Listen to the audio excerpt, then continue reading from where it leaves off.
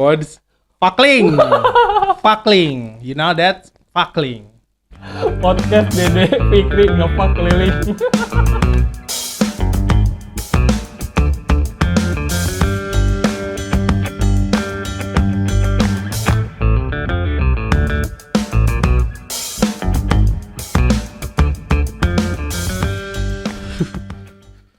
Memang banyak banget ya sekarang tragedi-tragedinya. Tragedi. Coki ketangkep, Kurama meninggoy. Aduh, pokoknya sad parah lah. Padahal nggak relevan itu. Coki dan Kurama. Apa Sama-sama trending relevansinya? kok, gitu, sama-sama banyak orang yang sedih gitu kan. Itu yang pelajar tuh tewas ditikam. Di mana tuh? SMA 7 ternyata. SMA 7 yang ini? Iya di situ. Merdeka? Bukan. Merdeka apa? PGB? Bang Barung. Oh Bantarjati. Iya, Bantarjati. Sorry. Iya, SMA 7. Iya, SMA 9 tawuran, kan di situ. tawuran dibacok mati. Si Bima ngamuk-ngamuk datangin Mabes tuh di Taman Topi, Kapten Muslihat. Ah. Si pelajarnya ditunjuk-tunjuk gitu. Itu mereka tawuran. Katanya tawuran di video ininya, CCTV-nya atau video rekamannya tawuran, cuman kan nggak begitu jelas. Tahu-tahu ada korban jatuh aja. Kok bisa ya? Iya, terus si Bima kan mengunjungi keluarga korbannya nangis-nangis, minta dihukum mati apa segala macem. Si Bima langsung ke Mabes, iya Kalau tawuran dimaki-maki. Kalau ada yang meninggal itu siapa yang disalahin, Bang? Tawuran itu kan kayak bukan gua mukulin lu ibaratnya gitu kan. Kan kita sama-sama pengen saling ngebunuh ibaratnya gitu enggak sih? Sama-sama Iya, pengen mukul. tapi kan sistemik jadinya. Kalau kita bicara salah-salahan, ya ujung-ujungnya telur sama ayam gitu loh maksudnya. Iya. Tapi kan untuk preventifnya atau sebagai bagian dari akibatnya, SMA 7 ditutup tatap muka. Udah nggak boleh. Sementara apa memang Nggak tahu sampai Ya, batas waktu yang kumasi Bukan Bima we merenya. Gitu. Karena dianggap sekolah tidak bisa mendidik siswanya gitu loh maksudnya, kurang lebihnya mungkin seperti itu gitu, sehingga siswanya itu aja sekelas SMA negeri, bukan Iya. STM loh yang kita pikir, karena kan biasanya kan yang kita denger itu anak-anaknya STM, SMK ya, kalau sekarang SMK ya, Iya. SMK, anak SMK kayak gitu-gitu, bocah-bocah. Enggak, motifnya tuh apa ya, dia pengen tawuran tuh apa ya, Bang? Perebutin, Bang. Ya nggak ngerti loh, bingung ya, padahal kan udah lama nggak sekolah gitu loh. Sekalinya Dendam sekolah kan pribadi harusnya mungkin. kan mindsetnya udah berubah gitu loh maksudnya teh. Ya kadang gue bingung ya kalau gue lihat di jalanan nih banyak tawuran antar kampung, antar ini. Yang Iya. masalahnya tuh apa sebenarnya yang direbutin? Iya, Apa dia aneh. tersinggung gitu misalnya dari salah satu kampung? Ya kan pada awalnya kan emang kayak gitu doang kan, tersinggung doang. Hah? Ejek-ejekan aja bisa tawuran massal kok. Iya, cuman itu yang saya ingat, aduh tawuran kayak buang-buang waktu. Iya, hal-hal yang meninggal nggak lagi, penting gitu loh maksudnya. anjir. Ini kenapa harus Kok jadi meninggal bisa dalam jadi- kondisi tawuran kan? Aduh, Iya. itu yang disayangin maksud gua. Ya, apalagi sampai jatuh korban. Tapi sekarang selesai kasusnya. Ya udah ditangkep. Siswa juga Iya, kan belum 17-an, belum 17 tuh berarti kan tahanan sampai dia umur 17, baru bisa diproses. dia kan hitungannya ke penjara remaja tuh apa sih namanya? Pokoknya Dia wajib lapor. enggak ditahan tapi di penjara yang umur sebelum 17, sebelum dewasa. Oh. Nanti setelah dia umur 17 atau 18 ya, kalau di Indonesia gua gak tahu, hukumannya baru berlaku. Tapi tergantung dari putusan hakim nanti hukumannya seumur hidup atau berapa tahun gitu misalnya. Kan kasihan bagi si anaknya, itu kasihan sebetulnya. Jadi dia Iyalah. masa depan dia hilang cuman gara-gara Tawuran. tawuran, cuman gara-gara bacok. Dan tawuran itu apa manfaatnya? Iya. Coba Buat mau senang. jago-jagoan. Hah? Buat Sekalinya senang-senang. ketangkep, ada korban, lunya mewek. Iya. Gitu. Gila. Sama kayak ini kali ya, mungkin bedanya kalau kita tarung bebas kayak UFC, boxing Iya, gitu. mendingan lu jadi atlet. Nah, maksud gua gitu. Iya, lu Sekarang kan jadi atlet MMA. Atlet tinju lu ikut PON. Dapat Dapat. Emas 5 miliar kemarin. Olimpiade. Lu Maksud gua, lu kan gila. punya bakat buat bertarung nih, guys. Teman-teman yang Iya. suka tawuran di sini nih. Lu kan punya bakat buat bertarung nih. Kenapa nggak lu salurin, anjing? Iya. Maksudnya gua kasihan juga sama lu, keluarga lu gitu. Ya aduh gimana ya? Maksud gua tawuran tuh apa manfaatnya gitu. Manfaatnya apa? Lu buang-buang waktu, tenaga, lu kebacok sakit yang ngurusin siapa? Iya. gua enggak dong, maksudnya sayang banget Ya lah. cuman faktor utama itu biasanya lebih ke lingkungan dan keluarga biasanya. Karena banyak anak-anak yang jarang sekolah kan, udah online terus, yang setiap hari biasanya dia dapat uang jajan, tiba-tiba udah enggak, terus nggak bisa kemana-mana. Kalau kemana-mana pun susah, nggak dapat uang tambahan misalnya, dia jadi stres. Kemudian muncul perilaku-perilaku yang tidak sesuai dengan umurnya, misalnya apa segala macam. Tapi kan kembali lagi ke lingkungannya, kalau keluarganya bisa mendidik gitu loh misalnya. Karena kan selama online gitu kan sekolah udah nggak bisa mendidik dong. Nah itu kewajiban itu dikembalikan lagi ke keluarga dong gitu maksudnya. Nah, kalau keluarganya bisa mendidik sih, gue pikir anaknya juga banyak kok anak-anak yang dididik sama keluarganya berhasil gitu. Ini mah karena ada beberapa yang keluarga ya kekerasan rumah tangga mungkin, atau dia di keluarganya nggak enak atau bermasalah dan lain-lain, jadi masalah karena jadi berita, jadi viral doang gitu, seolah-olah banyak, padahal mah cuma 1-2 kasus doang sebetulnya. Dan gue pikir kayaknya faktor terbesar adalah lingkungan sih bang ya. Lingkungan dan Karena keluarga. Kalau beberapa kali ya gue adalah, maksudnya bukan temen ya, adalah salah satu temen mungkin dulu waktunya dia pernah tawuran bang. Karena dia apa? Dia memang nggak ada, maksudnya nggak ada niat buat gue pengen bertarung nih banyak kayak gitu, nggak ada gitu. Nggak ada. Cuman karena lingkungan dia yang ngerasa lu kayaknya ikut gue dong lu. Iya, buat keren. iya. Jadi dia pengen ngerasa keren tuh dia harus ikut itu. Betul. Alasannya loyalitas gitu. lah. Iya, bener buat jaga nama baik lah. Maksud gua apa anjing? urusannya gue bilang teh. Kayak Dulu gitu. juga gue SMA 2 pernah tawuran sama SMA 6 tahun 2000. Oh, lu alumni SMA 2 ya? Iya, tahun 97. 97 guys. Gua baru 2 tahun. Gua masih belajar jalan, dia belajar tawuran, guys. Ya tapi kan tawuran gitu doang, maksudnya nggak sampai bacok-bacokan. at least kan tawuran sama dong. Iya, kalau dulu mah kita masih menjaga estetika ya. Tawuran ada estetikanya, coba lu bayangin. Gimana? Apa kita mau mukul gini? Kita mukulnya angle-nya gini dong. Iya, terus sosial media juga nggak ada, jadi beritanya nggak tahu menyebar. Kalau sekarang kan sosial media kemana-mana, jadi kalau ada berita kecil pun viral jadi rame. Jadi bang, sosial media itu sebenarnya bisa ke hal yang baik, bisa juga ke hal yang buruk mungkin. Iya, manfaatnya gitu. betul. Itu kan kayak Lu kan sebagai orang IT nih, maksud gua menurut kacamata seorang IT itu sosial media itu dampaknya buruknya ke gimana? Apa nih? Wow, kacamata bener dipakai dong. Jadi menurut saya, Maksud gua kacamata itu apa ya? Sudut pandang lu sebagai orang IT gitu loh. jadi awalnya sih coba-coba Gitu. tidak menjadikan pintar. Karena gini bang, maksud gua beberapa informasi di sosial media itu ada yang keliru, hoax lah kalau sekarang ya, hoax kayak gitu. Ada yang memang akurat gitu. Iya. Cuman kan kita nih sebagai orang yang sebagai pembaca atau pendengar, kadang gua nggak ngerti nih siapa yang salah nih, pendengarnya atau pembacanya atau si yang ngasih informasi nih. Kadang Iya. informasi salah kita langsung serap bang. Iya. Kayak dulu lu ingat bukan hoax ya mungkin, informasi vaksin. Kenapa waktu awal ada vaksin dong 2 kali adanya. 2 kali. Maksudnya gini, ketika awal ada vaksin itu orang takut divaksin. Karena apa? Katanya ada kandungan babi lah, cepat meninggal haram lah. segala macam ya. Efeknya ada yang mati, ada yang lumpuh. Di luar itu gua nggak tahu ya, maksudnya entah benar atau tidak nggak tahu. Cuman kenapa akhirnya sekarang vaksin orang ngebludak, di mana-mana dikejar.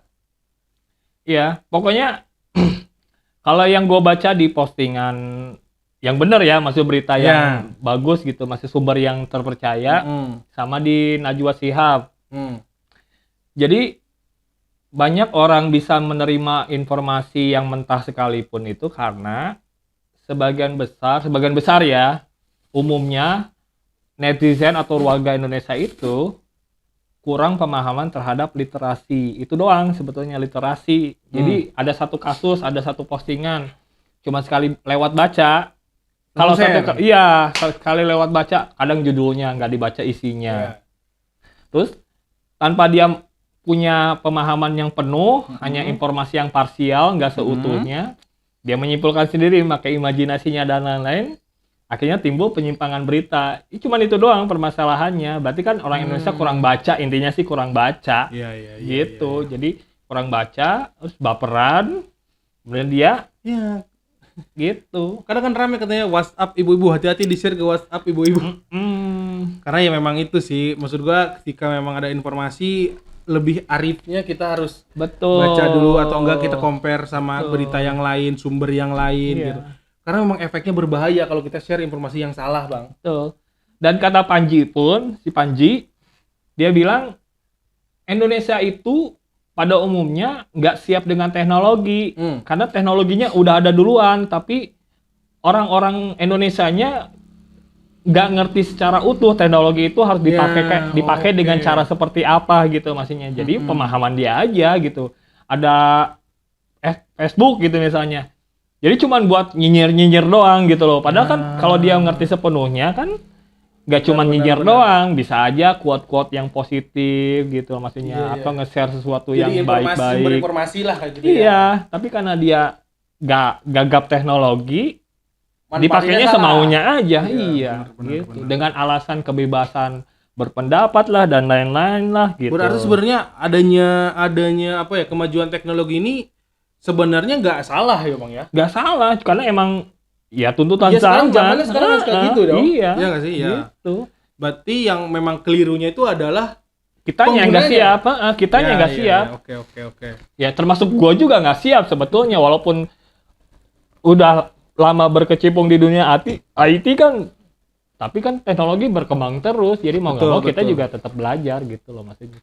Iya betul. Kayak ya sebenarnya kayak dunia IT ini, kayak dunia kemajuan teknologi ini termasuk di bidang gua juga sih Bang. Kayak sekarang pohon itu sekarang kita nggak perlu cek kayak misalkan ini pohon apa ya. Dulu kan awal kayak misalkan zaman dulu tuh kalau gua lihat sih kita identifikasi pohon tuh lihat dulu daunnya kayak gimana, bentuknya apa, warna batangnya kayak gimana, daunnya majemuk atau enggak gitu. Nah sekarang tuh udah kayak misalnya kita datang nih, tinggal barcode pakai HP, barcode tek, oh udah ketahuan ini pohon ini jenis ini. Ada base data gitu. Maksud gua, nah itu salah satu teknologi yang di bidang kehutanan sekarang salah satu ya, yang sekarang gua rasain itu. Ya berarti jadi di pohonnya udah ada barcode-nya dong? Udah ada ininya, informasinya. Udah. Oh. Itu kayak C4 atau apa ini gitu ya. Litbang gitu sekarang yang udah nerapin barcode kayak gitu. Nah maksud gue kan itu jadi mempercepat juga ya, dalam artian kita nggak perlu dulu uji ini daunnya majemuk nih, ini daunnya gini. Iya karena dulu kan sempat ada project juga kan, penawaran project tuh. Kita bikin identifikasi terhadap pohon atau binatang gitu misalnya. Ya. Jadi kalau pohonnya, struktur pohon, batang kayunya berserat, terus daunnya seperti ini, terus dari foto udah ketahuan. Karena dia mengidentifikasi kan. Dulu tuh pakainya AI itu, artificial intelligence. Jadi tanpa perlu kita datang ke tempat gitu, maksudnya tinggal kita udah tahu dari fotonya gitu. Ini adalah jenis pohon ini. Itu kan seharusnya lebih advance kan gitu. Iya, dan bisa mempercepat juga sih dalam artian ketika kita kayak mungkin pemerintah sekarang lagi butuh nih buat identifikasi kayu. Kalau memang di lapangannya udah ada barcode itu lebih enak. Iya. Cuman kan barcode juga berawal dari kita identifikasi dong. Betul. Iya kan? Betul. Nah gitu. Jadi untuk kedepannya itu lebih enak kerjaan selanjutnya. Iya. Ya, memang di awal ya kita harus bangun sistemnya. Iya. Kayak gitu. Sekarang memang pemetaan kan lebih gampang pakai drone kan, lebih canggih. Betul. Ya kalau drone itu udah dipakai AI, dari atas bisa kelihatan, oh ini kawasan ini, pohon ini, kawasan ini, pohon ini. Kan udah tinggal dibangun sistemnya kan sebetulnya. Ya mungkin kedepannya kayak gitu mungkin Bang. Ya makanya kan prosesnya dari sekarang kan sebetulnya ya.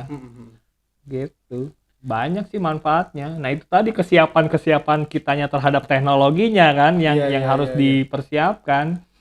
Gitu. Jadi nggak cuma sekarang bener ya kita harus melek teknologi gitu kan. Iya nggak sih? Iya tapi dari data statistik Kominfo pun tingkat kemelekan teknologi masyarakat Indonesia itu meningkat 85%. Oke. Tapi cuma melek teknologi. Jadi yang dulu orang-orang tua atau emak-emak atau bapak-bapak tua yang udah nggak biasa pakai gadget, sekarang bisa pakai gadget. Yang anak-anak muda yang cuman pakai sosial media terus sekarang dipaksa untuk bisa nge-zoom misalnya. Iya. Dia kan melek teknologi sebetulnya, tapi kan tidak terlalu memahami gitu loh, karena ada tingkatannya melek teknologi sama pemahaman teknologi itu berbeda gitu loh maksudnya. Betul. Ya tapi itu jadi salah satu acuan yang bagus, maksudnya kita udah mau mengarah ke sana Kita gitu udah loh maksudnya. lah gitu ya. Iya. Berawal dari itu. Gitu. Ya, Minimal 200 juta warga Indonesia tuh udah melek teknologi dulu gitu loh maksudnya teh.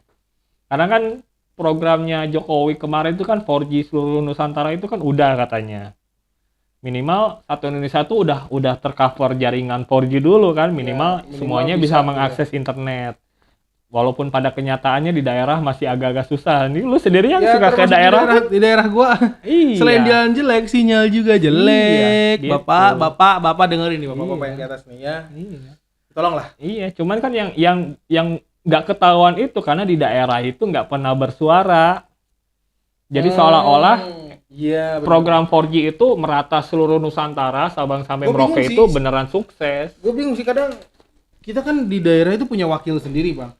Iya. Nah, dalam artian ketika memang warganya ya warga di daerah itu kan kayak misalkan ya bodo amat lah gini. Tapi padahal dia butuh loh itu. Butuh. Iya nggak sih? Butuh. Nah, maksud gua ketika warganya yang ngerasa kayak bodo amat padahal butuh, kenapa nggak wakilnya coba turun gitu? Iya. Kita kan bisa sebenarnya bersuara, kita hanya sebagai di lingkungan kampung kita doang, Bang. Iya. Misalkan jalan kenapa jelek, itu hanya selingkup masyarakat kita doang. Iya. Sementara kan wakil rakyat kita nyampein ke dia gimana? Benar.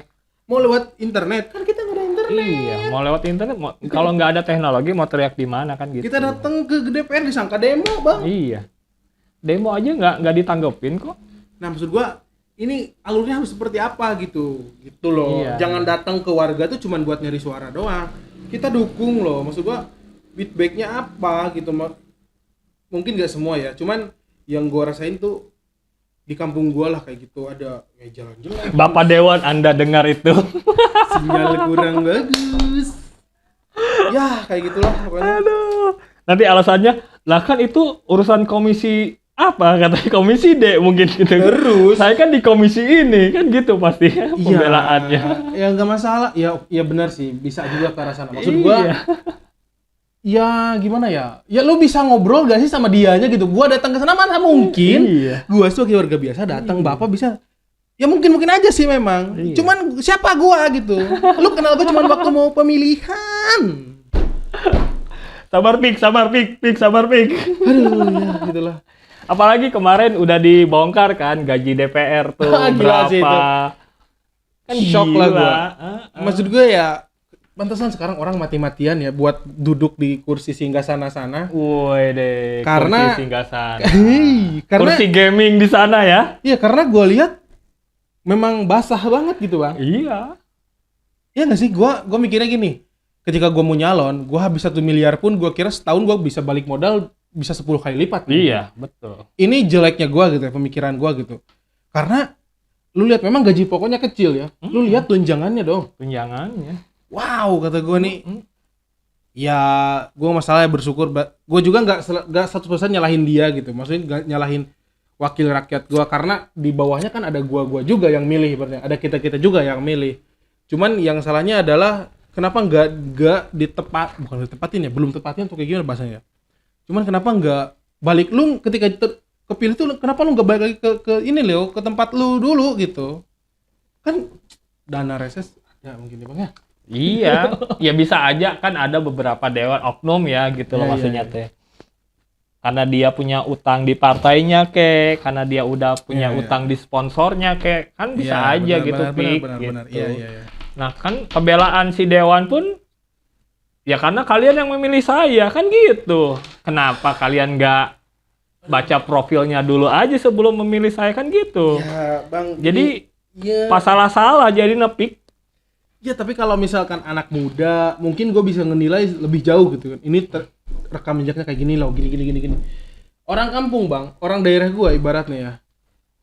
Asal lu kelihatan baik ketika datang, lu ngasih duit atau apapun itu, lu pasti menang. Iya.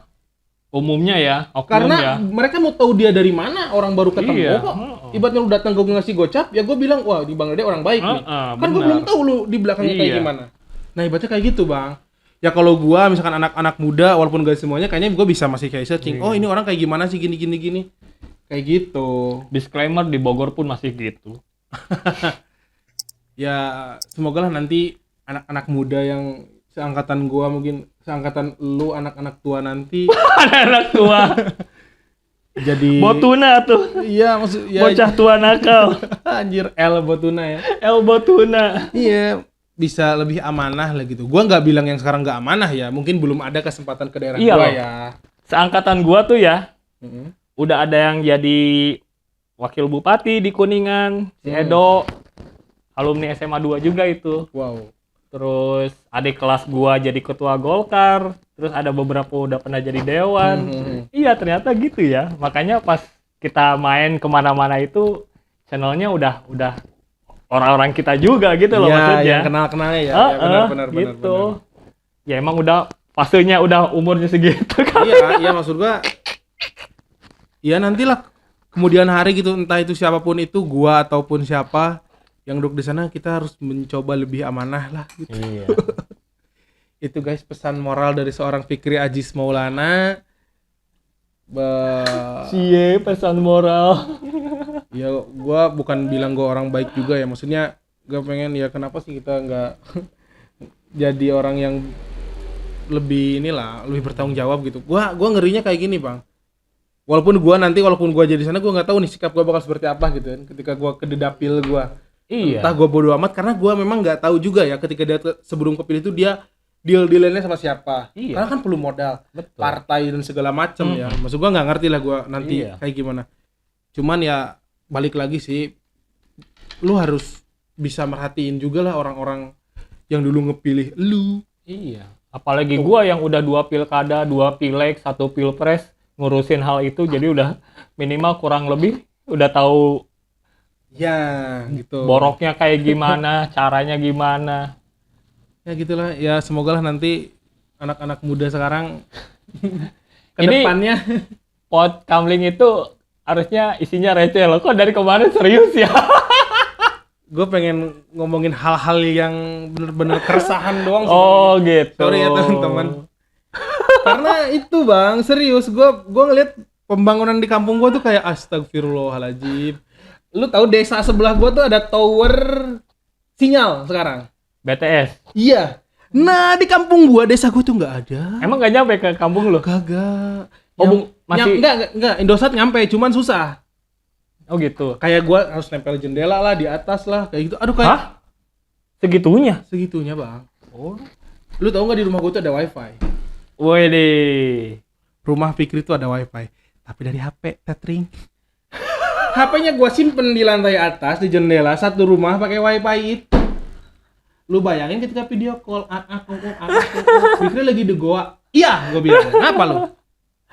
Udah gitu suaranya robot. Kan aduh gimana ya, aduh gila, gua tuh gak jauh-jauh banget loh pada ke Jakarta, dari gua 2 jam kok dari kampung gua. Iya. Cuman karena emang arsitekturnya juga kan berbukit kan. Iya, memang ini Apa sih. geografis. Iya, kehalang gunung gitu-gitu. Iya. Ya, cuman kan gua rasa gunung Karena kan, yang gue sesalin justru kan visi 4G Indonesia itu kan seluruh Indonesia. Tapi cuman apa sih backbone-nya doang. Tapi tidak menyeluruh secara 100% ke titik-titik daerah yang sulit dijangkau gitu maksudnya. Gua yakin pun di Papua pun nggak menyeluruh semuanya yang mereka klaim udah 100% 4G. Iya, Gitu kan. Nah, salah satu contohnya aja di Cianjur kan yang satu kampung dengan kampung yang lainnya aja masih kesulitan Iya, benar, sinyal benar. 4G. Kadang gua kalau mau main game guys, pindah ke desa sebelah. Buset. Gua nongkrong di rumah orang karena gua pengen main game. Bayangin nih guys, kalau gua ngejum tiap hari gua di rumah orang, disangka apa gua? Ibu gua aja nih kalau mau kelas online, ibu gua kan ngajar SD di SMA bang. Dia harus ada kelas online kan. SD memang sulit buat kelas Wajib, online. Kalau di kampung gua ya, di kota mungkin bisa bang.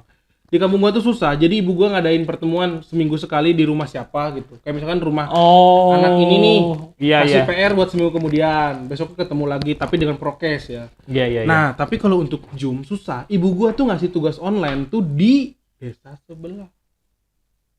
Cuman mau ngasih tugas doang gitu Iya. ya. Ngajar di Zoom, Bang. Ngajar, bukan ngasih tugas, ngajar. Oh. Nah, anak-anaknya, murid-murid dia sama juga ke rumah temennya. Yang punya sinyal bagus. Maksud gua gini, kenapa nggak ketemu aja ya? Ngajar di salah satu rumah, cuman karena sulit mungkin ya prokes. Cuma itu sinyal itu susah banget. Ibu gua kalau nelpon aja aku kita apa ya kata gua bilangnya? Oh, tata nanyain Ki udah makan kayak gitu. Aduh, kata gua sedih banget, Cuk. Iya. Iya, karena teteh gua juga kan banyak yang guru ya. Dua teteh gua itu guru. Permasalahan mereka pun mirip-mirip sama serupa. Karena yang ditekankan dari pusat itu hanya masalah prokesnya doang. Teknis detailnya sampai sedetail-detailnya nih kalau ada kejadian di daerah yang sulit sinyal, daerahnya jauh-jauh atau masih kampung banget, itu kan nggak pernah dibahas aturannya seperti apa, harus gimana. Itu yang jadi permasalahan sebetulnya. Bener-bener. Jadi Pak Nadim kalau Bapak nonton ini, iya, tolong apalah. Iya, kampung saya Pak, kasihan Pak. Jangan ngurusin Gojek. Sebenarnya enggak. Di endorse sama Gojek nih ijo-ijo. Kita udah ijo loh. Ya maksud gua ya Zoom ini maksud gua bagus, maksudnya dalam artian gini, kita bisa memperdekat jarak yang jauh gitu. Betul. Anjir. Iya. Di satu sisi bagus. Iya, tapi kita harus lihat juga kemampuan kita di mana. Iya. Ketika di kota ngomongin kayak gitu masuk. Kalau di daerah, apalagi daerah gua gitu. Aduh, setengah mati tuh nyari. Padahal ya, kalau gua jadi si Nadim ya, sebetulnya informasi ini pun gua udah tahu, si Nadim juga udah tahu kayaknya. Pasti Bang, serius. Iya, cuman karena dia udah berdiri paling tinggi gitu maksudnya untuk turun lagi ke bawah itu kayaknya susah. Iya. Nggak semudah itu kalau gue jadi Nadim ya gitu loh maksudnya teh. Dan pasti tahu dia, serius. Tahu, gue yakin dia. Cuman kan dia kalaupun udah tahu terus dia nyuruh bawahannya, pasti satu atau dua mah dia pasti nyuruh dong. Iya. Cuman masalahnya si bawahannya nyuruh lagi ke bawahnya lagi, bawahnya nyuruh ke bawahnya lagi, nyampe enggak gitu kan? Iya, benar. Kayak permainan bisik-bisikan gitu kan. Bisikan dari pertama sampai bisikan 10, bisikannya sama enggak? Kan gitu doang sebetulnya. Kalau klaimnya dari si Nadim nih, gue jadi Nadim nih, gue sih bilang, gue udah tahu, gue udah ngasih instruksi gitu, instruksi menteri gitu misalnya. Kayaknya sih udah gitu, tapi kan ke bawahnya yang nggak bener gitu. Benar. Jadi nggak sekonyong. Nah, masyarakat Indonesia itu karena pemahamannya kurang, wawasannya juga nggak ditambah, jadi main seolah-olah nyalahin menteri. Karena apa-apa ya salah kepala dong. Nggak mungkin salah di atas, di bawahnya, kan gitu. Padahal kan di atas juga udah ngasih instruksi sebetulnya gitu. Kayak jalan rusak atau jalan bermasalah apa segala macam, nyalahin Jokowi gitu kan. Padahal kan Jokowi udah sebetulnya mah gitu. Berarti yang di bawah-bawahnya nih yang kurang grill ya? Iya, intinya kan tinggal kita memahaminya jalurnya kan. Kalau misalnya jalurnya loh dari Dinas Pendidikan Provinsi misalnya, mereka udah punya program, udah punya solusi dan lain-lain. Toh kenapa dari kabupaten, kelurahan, kecamatan kayak gitu-gitunya nggak beres? Berarti kan ada masalah di situnya. Nah, kitanya aja kurang mau sedikit effort buat nyari tahu itu gitu. Kan warga Indonesia mah kebanyakan instan. Ada masalah, dia merasa dirugikan, teriak gitu. Nggak mau pusing dia gitu. Itu doang sih kalau menurut gua mah. Makanya gua kalau misalnya ada berita, ada apa segala macam, ya nggak langsung ditanggapi. Nggak langsung panas, nggak langsung panik, nggak langsung apa, ya dipahami dulu gitu. Terus dicari sumbernya kayak gitu-gitu. Itu kan nggak semua orang melakukan hal itu gitu loh maksudnya. Betul. Ayo nemu judulnya, ih haram jadah, share gitu. Padahal yang dia share juga kan belum tentu bener gitu. Benar. Tribun News tuh kayak gitu-gitu. Kacau. Tapi nggak cuma Tribun News, sekelas Detikcom aja sekarang mainannya kayak gitu kan lucu. Iya. Sempat di yang dia klarifikasi itu apa ya? Berita apa tuh gue pernah lihat. Iya, aneh pokoknya. Kok kesannya ngedrive bahwa pemerintah yang salah pas udah baca dalamannya, ternyata enggak, kan gitu. Jadi seolah-olah dia menggiring si pembaca itu menyalahkan ini tanpa melihat isinya gitu loh maksudnya. Itu yang gue bilang tadi di awal kayak gitu. Karena entah siapa nih yang salah kan gue bilang. Siapa penulisnya atau kita sebagai pembaca nih. Sekelas Detikcom loh gitu loh. Sampai gue bilang, begini standar jurnalistik Indonesia itu sekarang kayak gini, gue bilang teh. Kan lucu, gue bilang teh. Aneh. aneh. Benar. Gitu. Kalau Tempo mah gue yakin dari dulu sampai sekarang bagus walaupun banyak kasus ya. Tapi kan masih standar jurnalistiknya terjaga gitu. Ini Detik News. Detik News coba. Udah gitu pas gue cek ya penulis. Baru 2 tahun 3 tahun jadi jurnalis. Fresh graduate kebanyakan. Ya ampun. Gitu. Berarti apa ya? Proses kita harus lebih selektif dong. Iya maksudnya. Karena beberapa informasi memang kita nggak tahu kebenarannya dan nggak tahu itu salah atau benar. Gitu. Intinya kalau kita hanya ngandelin satu informasi, dikira itu salah atau benar pun kita dianggap itu, gitu kayak gitu. Iya, satu informasi pun minimal pemahaman literasinya utuh gitu maksudnya, baca dari ujung sampai ujung gitu maksudnya, dari awal sampai akhir. Oke. Kebanyakan kan cuman baca judul, baca isi juga separagraf 2 paragraf, itu pun nggak mencakup semuanya kan, gitu. Ayo nama. Jadi ya kayak gitulah ya mungkin ya. Ya, selamat datang di Indonesia. Welcome to Indonesia. Ada lagunya kayak gitu. Inilah 6+62. Tapi ya gitulah. Pokoknya gue bangga nanti ada MotoGP di Indonesia udah. Kalau ngomongin hal-hal kayak gitunya kan ya udahlah, kayak kesannya kayak gak ada bagusnya juga. Iya, tapi kalau kita bicara Mandalika nih ya, sebagai salah satu target wisata kan. Nah, si Giring PSI kan? Giring. Iya. Ya kan? Dia pernah ngomong sama Jokowi, orang yang pandemi, yang lagi karantina, orang bule atau turis atau segala macam, jangan dikarantina di Indonesia, dikarantinanya di Bali. Kan tujuannya baik sebetulnya, gitu kan? Tapi kok nggak di approve gitu loh maksudnya. Kenapa harus di Bali? Ya kan dia tujuannya si turis pengen liburan di Bali. Iya. Iya kan? Berarti kan kalau dia pengen ngerasain suasana di Bali, ya sekalian aja dikarantinanya di Bali dong. Ini dikarantinanya di saat dia turun dari pesawat. 7 hari, 8 hari kan standarnya nggak tahu berapa, seminggu lah katakanlah gitu. Baru dikirim ke Bali. Iya dong. Nah maksudnya si Giring itu bagus sebetulnya. Jadi daripada dia di karantina di Jakarta, ya di karantina aja di Bali, sekalian dia liburan, terus biar orang Bali pun. Berarti dia karantina kemana-mana gitu, nggak diam di tempat kalau gitu? Ya karantina di Bali cuma di karantina di tempat dong, tapi minimal kan udah dapat suasana Balinya. Terus bisa meningkatkan perekonomian di Bali. Kalau karantina di Bali kan minimal dia pesen GoFood kali, pesen apa kali gitu. Terus kemana-mana pun juga kan melalui prokes-prokes yang berlaku di sana kali, gitu maksudnya. Sekarang kalau dia mau ke Bali terus dikarantina di Jakarta, ya Jakarta aja yang dapat. Bali nggak dapat apa-apa. Sekalinya dia udah selesai karantina di Jakarta, dia mau ke Bali, nggak bisa lama di Bali. Oke. Gue masih bingung tapi Bang gini, maksudnya karantina di Bali sama di Jakarta, apa bedanya Bang? Sama-sama karantina. Kan tujuannya buat meningkatkan perekonomian di daerah dong, di Bali. Kalau misalnya di karantina di Bali habis waktu di Jakarta, di Balinya dia berarti waktunya sedikit dong. Jadi mending di Bali, karena di Bali. Jadi mendingan di Bali. Di Bali itu udah dibikin skemanya. Jadi satu kawasan itu di karantina tapi luas. Jadi udah ada fasilitas-fasilitas hiburannya dan lain-lain. Jadi nggak stres dong dibandingkan dengan Wisma Atlet misalnya. Banyak tuh sekarang atlet Indonesia. Karena pas pandemi ditaruh di sana. Jadi atlet dong. Iya, si Marcel aja atlet wushu tuh. Aduh. Ngeri gue. Ya maksudnya daripada di situ kan, taruh aja di Bali kan, karantina, proses karantina di Bali. Jadi dia masih bisa dapat suasana Balinya, dapat pemandangan Balinya kan, sambil dia karantina. Nah, karantinanya udah selesai, baru dia keliling Bali. Di karantina dia bisa pesan, mengangkat perekonomian Bali. Pas udah karantina selesai pun dia keliling Bali, ekonomi numbuh lagi gitu kan. Tujuannya bagus sebetulnya.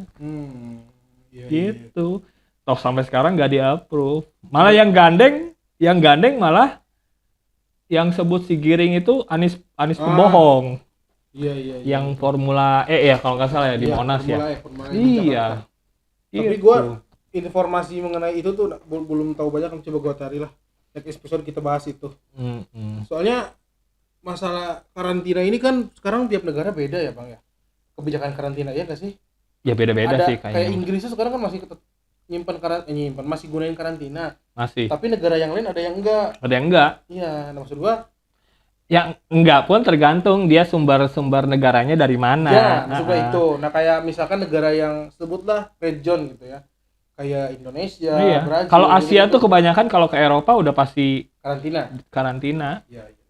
Kalau negara-negara Eropa biasanya sih enggak. Gitu. Tergantung dari dia negara mananya aja. Itu kesannya dianaktirikan. Terus yang banyak yang kasihan itu Cina kan. Di mana-mana tuh diblokir. Padahal kan dia sumbernya di situ, terus yang paling bersih itu ya di situ juga. Iya, benar. Selain Singapura ya. Singapura emang udah paling canggih lah. Tapi Singapura sekarang lagi meningkat, Bang. Iya, tapi kan dulu sempat bersih 100% gitu. Terus udah bersih 100%, lalai. pede dia, tiba-tiba nerima turis tanpa karantina, tanpa apa. Terus yang datang itu nggak disiplin, kan gitu. Iya, benar. Singapura kan udah terkenal dengan kedisiplinan kan. Buang sampah aja 5 juta, gila. Iya, benar. Ngeludah loh, Bang. Ngeludah aja 5 juta. Iya, Gitu. Benar. Kata si Ridwan Remin tuh, kalau mau bikin miskin orang Indonesia gampang, kirim aja ke Singapura. Buang sampah 5 juta, balik lagi ke Indonesia nggak akan kehilangan ciri khasnya, yaitu kemiskinan. Aja gitu. Wow, gila. Aduh, Berat. Gua takut, guys, tolong. Ciri Indonesia kemiskinan, gila. Gila ya. Iya, coba. Di Twitter aja gue lihat yang buang sampah, ya Allah, kan ada Ya kayak tulisan kayak bikin banner gitu. iya, ya Allah, semoga yang buang sampah ini dapat kecelakaan, pokoknya yang jelek-jelek gitu. Masih tetap buang sampah. Takut ya. Gak takut dengan agama. Gak takut dengan Tuhan ya. Iya, sampai yang berhasil itu yang buang sampah yang buang sampah di sini akan digebuk massa baru bersih. Berarti dia takut sama temannya sendiri. Simpulkan aja sendiri. Berarti kita jualnya itu. Iya. Apapun itu jual, dipukulin sama masa. Iya. Selesai kok. Iya. Orang Indonesia tuh udah nggak takut dengan agama. Takutnya sama netizen dan warganya sendiri. Dengan orang Indonesia itu sendiri. Coba lu bayangin. Dikasih ke Singapura miskin. Bener sih, gua sepakat. Iya. Padahal iya orang-orang yang tidak disiplin apa segala macam, suruh liburan aja di Singapura. Insya Allah balik-balik itu udah pasti disiplin dia. Lihat orang yang buang sampah, jangan gitu. Karena dia ke-trigger di sana ya. Iya. Gitu aja. Sekarang kalau misalnya budaya yang kalau kita pikir itu budaya kedisiplinan tinggi ada di Indonesia apa? Senyum. Kalau keramah tamahan juga gue pikir ya Indonesia dulu iya di bawah tahun 2000 itu masih negara paling ramah karena setiap warga negara itu kalau ketemu orang luar itu selalu tersenyum. Iya. 2000 ke bawah iya, gue percaya. 2010 ke atas siapa yang mau senyum-senyum? Disangkanya aneh, kalau nggak pervert.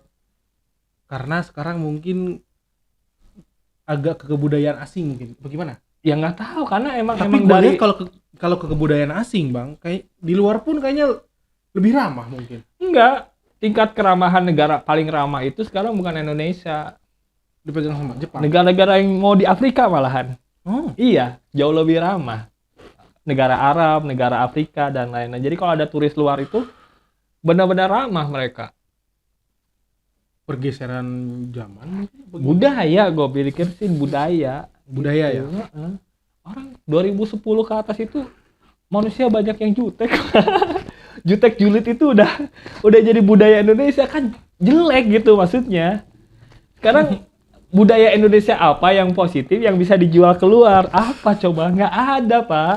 Ada Bang, nanti gua yang coba. Ada Bang. Ada, iya ada. Cuman kan itu kan kembali lagi ke kitanya. Sampai ada kampanye restore humanity. Ya. Kembalikan rasa kemanusiaan. Kayak gitu-gitu. Sampai ada social eksperimen. Kalau yang ngasih uangnya jatuh, dompetnya jatuh gimana? Nah, gitu. Berarti kan itu ada indikasi ketidakpercayaan terhadap orang Indonesia. Ya benar-benar. Gitu. Dan yang bikin eksperimen itu Vice loh, lembaga yang terkenal lah di luar gitu loh maksudnya. Vice. Gitu, bukan lembaga sembarangan gitu maksudnya. Kan pergeseran budaya itu yang menjadi hal yang nggak bagus di mata orang gitu loh maksudnya Indonesia itu. Nah, yang masih bagus di mata Indonesia kan sebetulnya cuman wisata doang. Iya, wisata sih emang parah loh Indonesia ya. Jual banget sih. Iya, cuman kan sialnya orang luar itu nggak kenal Indonesia. Bali kenalnya Bali gitu. Bali Nation. Kalau nggak Bali, ya artis-artis terkenal di YouTube udah gitu doang. Iya, Liberasi TV kenal artis YouTube loh Bang. Iya, gitu. Nah, sekarang kan terbantu dengan beberapa artis YouTube luar yang lama di Indonesia kan gitu. Maksudnya sekaligus mereka juga memperkenalkan Indonesia. Ya, branding Indonesia juga. Branding Indonesia juga. Dan itu udah mulai arahnya ke sana. Cuman kan dari kacamata YouTuber yang orang luar itu kan juga kan transparan. Mereka juga apa adanya dong. Gak semua ramah. Ada yang jutek juga, ada yang nipu juga, ada yang apa juga. Bobroknya juga dipertontonkan kan. Bener. Ke dunia luar. Gitu. Itu kalau dari kacamata IT ya. Udah nggak pakai kacamata. Bener. Ada supporter. Jadi emang gitulah ya. Pokoknya podcast kali ini gitu Bang ya. Ini juga pengen kencing gak kuat. Demi ini gue kenapa beser banget, dingin di sini, AC-nya gede banget. AC-nya geblag. Sumpah ini keren banget. Aduh, pengen kencing pokoknya. Yaudah kita tutup aja. Sekian podcast kita hari ini, hari Selasa ya? Selasa tanggal berapa ini? Aduh, lupa nih. Tanggal 12 Oktober 2021. Oke. Ya, sampai jumpa di episode berikutnya. Jangan lupa like, comment, and subscribe. Lucu guys.